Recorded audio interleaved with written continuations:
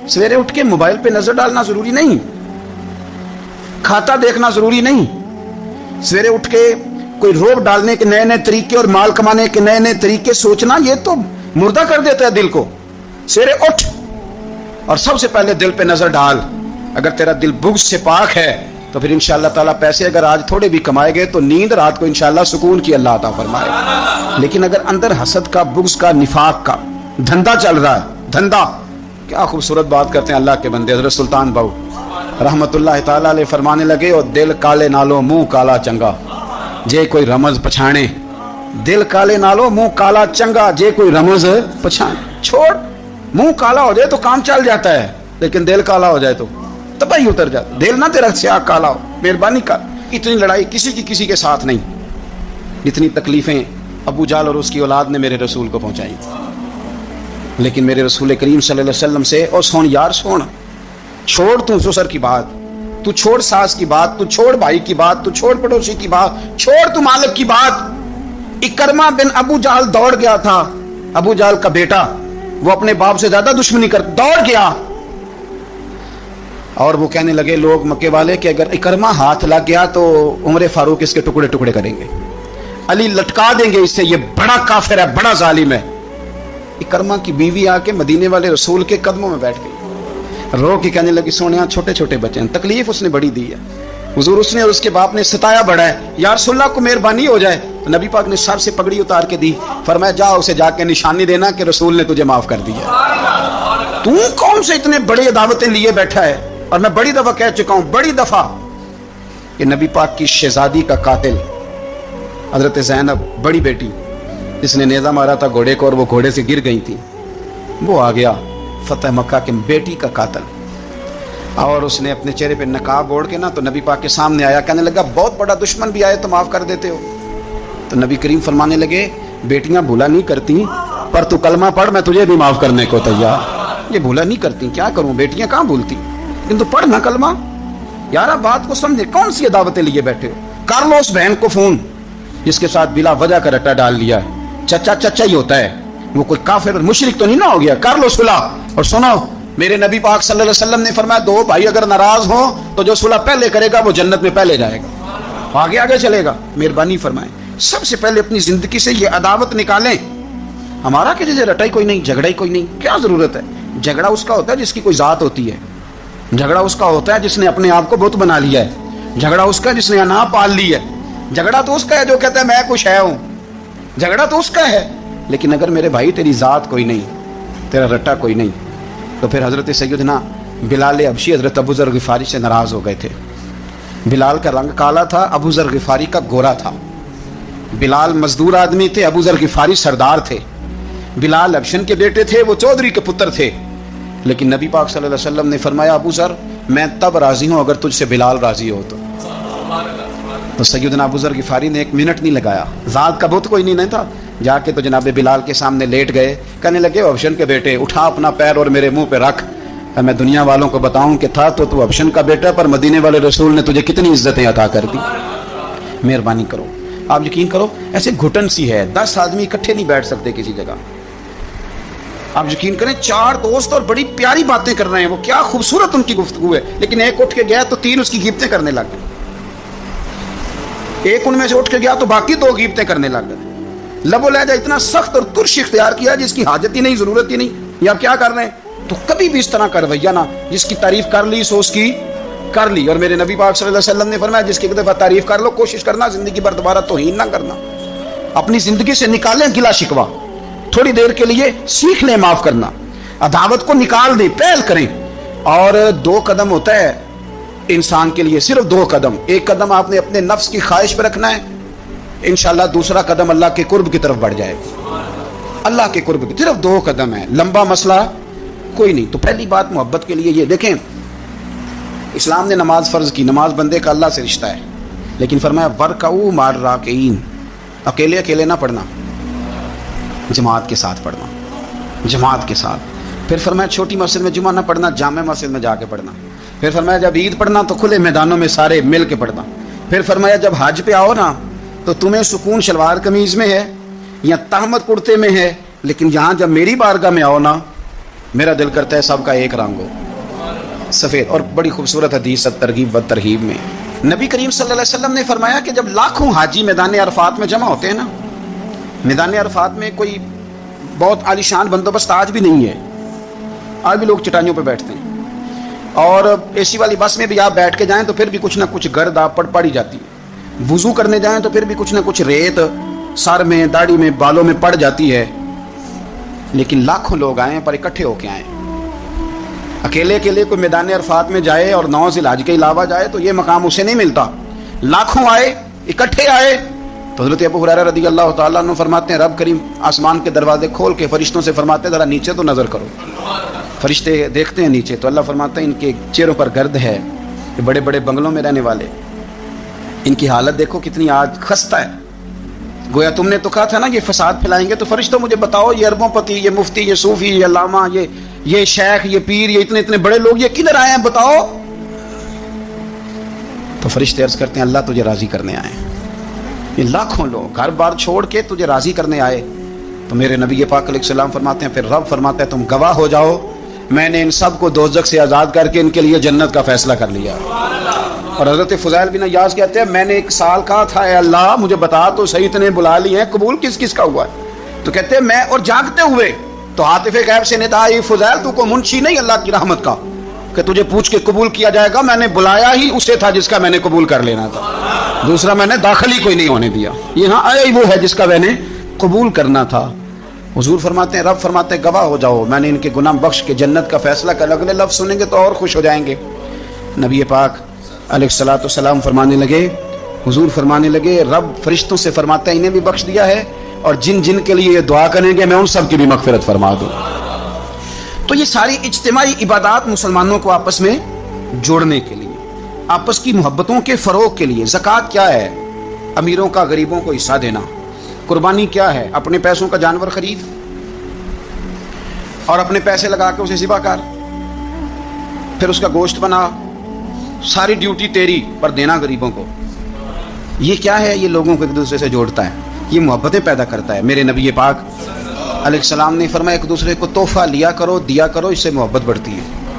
تحفہ دیا کرو، اس سے صرف لینا نہیں، تحفہ مہربانی فرمائیں.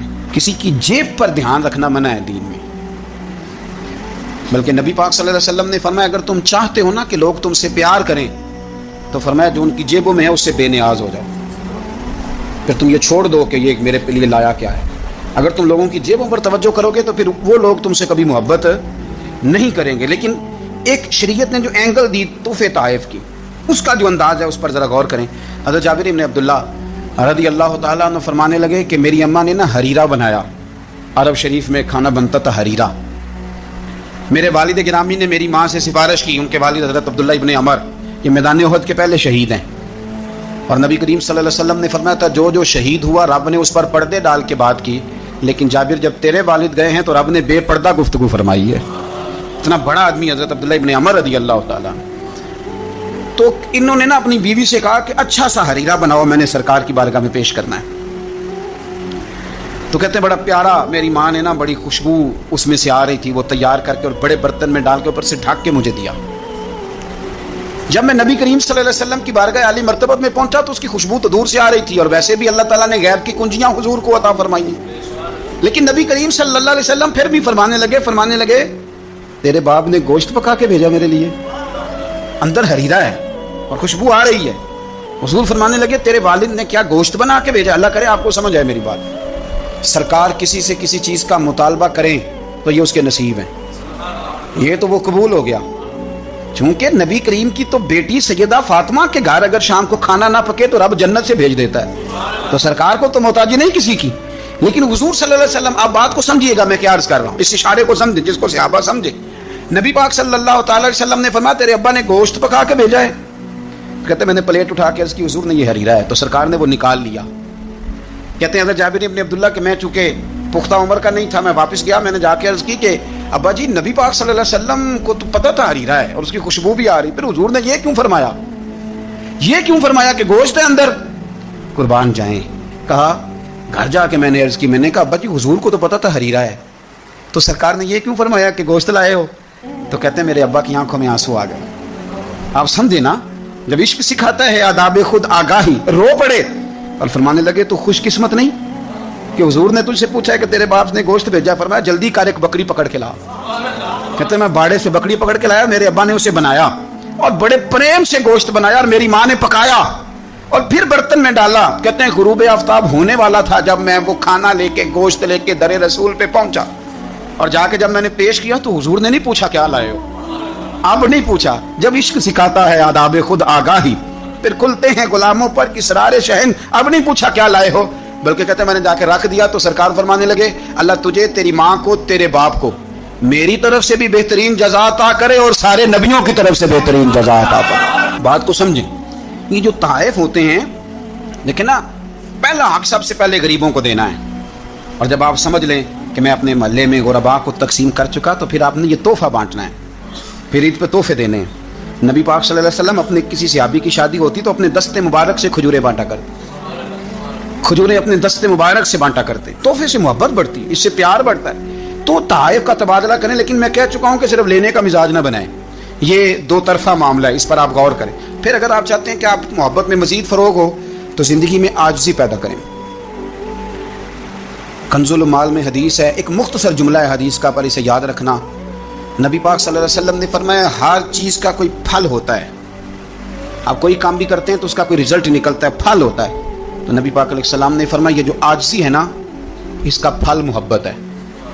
تم اگر عاجزی کرو گے تو پھر اس کا پھل محبت ہے. جھک جائیں, جھکنے سے رشتے مضبوط ہوتے ہیں. کبھی سسر کو بھی معذرت کرنی پڑے تو یہ کوئی مشکل کام نہیں, غلطی ساس سے بھی ہو ہی جاتی ہے. ڈٹ نہ جائیں, آڑ نہ جائیں.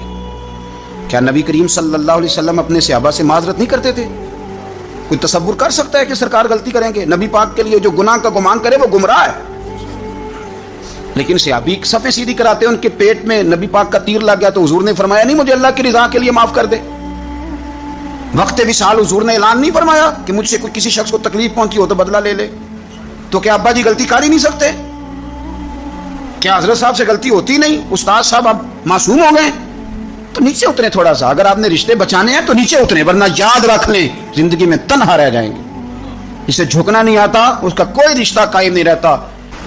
معاشرے کے اندر سکھی وہ شخص ہوتا ہے جسے دنیا سے پیار ملتا ہے, جس کا کوئی بھائی ہوتا ہے, جس کا کوئی بیٹا ہوتا ہے, جس کے ماں باپ ہوتے ہیں, جس کے دوست احباب ہوتے ہیں.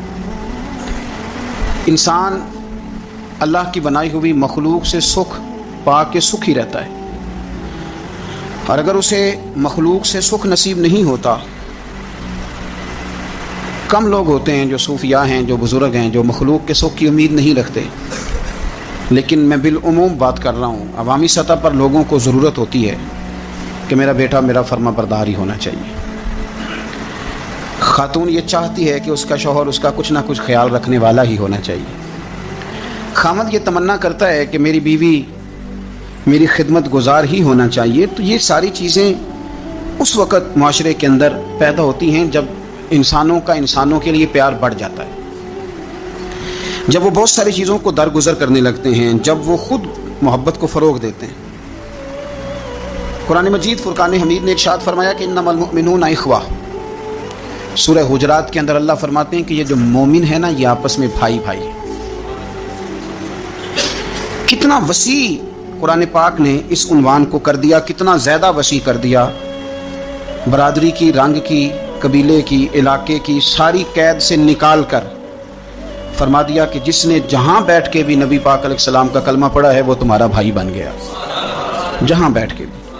اقبال کہنے لگے بازو تیرا توحید کی قوت سے قوی ہے اور اسلام تیرا دیس ہے, اس لیے کہ تو مصطفی ہے.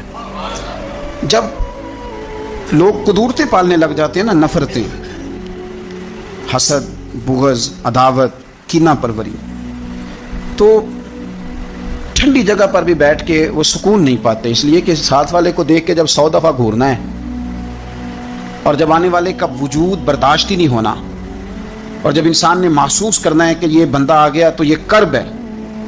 میرا کبھی کبھی دل کرتا ہے کہ دوستوں سے یہ پوچھوں کہ گرمی کا موسم آ جائے وہ زیادہ تنگ کرتا ہے کہ کوئی مخالف دوست آ کے بیٹھ جائے وہ زیادہ تنگ کرتا ہے؟ زیادہ دعا کیا ہوتی ہے کہ یا اللہ موسم ٹھنڈا کر دے, کہ یا اللہ یہ بندہ چلا جائے. میرا خیال یہ ہے کہ بعض لوگوں پر سخت بوجھ بن جاتے ہیں. تیزی سے فروغ ہوا ہے عداوت کا، نفرت کا، اور ہماری نفرتوں کی جو وجوہات ہیں ان میں بڑی وجہ یہ ہے کہ یہ بندہ میری طبیعت کا نہیں. مجھے صرف وہ بندہ درکار ہے جو میری مزاج کے مطابق چلے، ہاتھ باندھ کے میرے پیچھے چلے. رسول کریم صلی اللہ تعالی علیہ وسلم دوسروں کے مزاج کا لحاظ کرتے تھے، دوسروں کے مزاج کا پاس فرماتے تھے، خیال کرتے تھے. نبی کریم صلی اللہ علیہ وسلم، عورت کے جذبات ہوتے ہیں، اس کا ایک اپنا زندگی میں اس کی کچھ خواہشات ہوتی ہیں. آپ کیا اس بات کو معمولی سمجھتے ہیں کہ نبی پاک صلی اللہ علیہ وسلم نماز کے لیے کھڑے ہوں رات کو تو حضور حضرت عائشہ صدیقہ سے فرمائیں کہ اگر تو کہے تو میں نماز پڑھ لوں، اس لیے کہ وقت تیرا ہے. میرے بھائی، کسی کے مزاج کا جب آپ تو بوجھ بننے کی کیا ضرورت ہے؟ آپ سمجھ لیں، مزاج کو سمجھ لیں اور کوشش کریں کہ فروغ محبت ہو، عداوت نہ ہو. یہ جو ہمارے پاس موقع آتے ہیں نا، عید کے اور حج کے، قربانی کے، رمضان کے، یہ سارے موقع دراصل اللہ نے دیے ہیں کہ آپس میں محبتیں تقسیم کرو. اور یاد رکھنا، محبتیں بانٹنے سے بڑھ جاتی ہیں، یہ تقسیم کرنے سے بڑھتی ہیں، یہ زیادہ ہوتی ہیں. ہم محبت نہیں بانٹتے، ہم مفادات کو دیکھتے ہیں، ہم مفادات کو دیکھتے ہیں. میں نے تو زندگی میں ان لوگوں کو بھی دیکھا ہے کہ کسی آستانے پہ، کسی ادارے میں، کسی مسجد میں، کسی تنظیم میں ان سے کوئی پیار زیادہ ہو گیا تو انہوں نے پھر اپنے وہ مفاد سامنے رکھ کے کسی اور کو وہاں داخل ہونے دیا، ورنہ انہوں نے کسی کو قریب نہیں پٹکنے دیا. کہیں ایسا نہ ہو جائے کہ وہ جو ہمارا نمبر ہے وہ پیچھے نہ چلا جائے. ہم لوگوں نے فروغ محبت نہیں کیا. دیکھو رسول کریم صلی اللہ تعالیٰ علیہ وسلم نے حضرت انس بن مالک رضی اللہ تعالیٰ عنہ سے فرمایا، یہ بخاری مسلم کی حدیث ہے، صبح صبح سرکار کی ملاقات ہوئی تو نبی پاک صلی اللہ علیہ وسلم نے فرمایا، اور لفظ بڑے خوبصورت ہیں حدیث کے. حضرت انس کہتے ہیں میں قربان جاؤں، میں تو غلام تھا نا، لیکن حضور فرمانے لگے، یا بنیا، او میرے بیٹے، تجھ سے ایک بات نہ کروں؟ یا رسول اللہ حکم کریں. تو نبی پاک علیہ السلام فرمانے لگے، انس بیٹا، پتر، اس بات کو یاد رکھنا کہ جب تو سویرے سو کے اٹھے تو سب سے پہلے اپنے دل پہ نظر ڈالنا، دیکھنا تیرے دل میں کسی کا بغض تو نہیں، کسی کی عداوت تو نہیں، اور پھر قربان جائیں. نبی پاک صلی اللہ علیہ وسلم نے یہ نہیں فرمایا کہ تجھے اتنی جزا ملے گی، اتنا ثواب ملے گا، اتنا اجر ملے گا. کیا انداز ہے کریم محبوب کا، تیرے آگے ہیں یوں دبے لچے فصحا عرب کے بڑے بڑے، کوئی جانے منہ میں زبان نہیں بلکہ جسم میں جان نہیں. حضور فرمانے لگے، انس دیکھنا ذرا ترتیب جملوں کی. فرمایا، انس صبح اٹھ کے اپنے دل پہ نظر ڈالنا، تیرے دل میں کسی مومن کا بغض تو نہیں. اور ثواب نہیں بیان کیا بلکہ حضور فرمانے لگے، انس خیال کرنا، بغض تو نہیں. اور فرمایا، انس یہ خیال کرنا اور بغض نہ رکھنا یہ تیرے نبی کا طریقہ ہے. فرمایا یہ تیرے رسول کی سنت ہے، اس کا ذرا خیال رکھنا. وہ حضور نے فرمایا یہ میری وصیت ہے، میرے اس طریقے کو ذرا جاری. آج ہم نے رشتے گوا لیے لیکن ہم بارڈر پہ بیٹھے رہے، سلنڈر کرنا نہیں سیکھا. چپ کر کے سلنڈر کرنا ہے. آپ یقین کریں جو سلنڈر کرنے کا مزہ ہے نا وہ کسی اور چیز کا. اپنی زندگی کے اندر حق پہ کھڑے ہونا اور بات ہے، لیکن ہم تو ذات کے لیے کھڑے ہیں. اگر آپ تھوڑا سا اس پر توجہ کریں گے، عاجزی اختیار کریں گے تو آپ دیکھیں گے کہ محبتوں کو فروغ ہوگا. ایک تو درگزر کریں، تحفے کا لین دین کریں، عاجزی اختیار کریں، دل سے کدورت کو دور کریں. اپنے ان رشتہ داروں کو جو آپ سے ناراض ہیں ان کو فون کریں اور کوشش کریں کہ جن جن کی غیبتیں کر چکے ہیں دوبارہ نہ کرنے کا عہد کریں. کوشش کریں کہ یہ جو بہت زیادہ لوگوں کے بارے میں بلا وجہ ہم نے سوچ لیا نا یہ بھی میرا مخالف ہے، یہ بھی میرا مخالف ہے، یہ بھی، ان چیزوں کو بلا وجہ نکال دیں. خود کسی کا حسد کرے نا اور کسی کو اپنا حاسد سمجھے نا. آخر دعوانا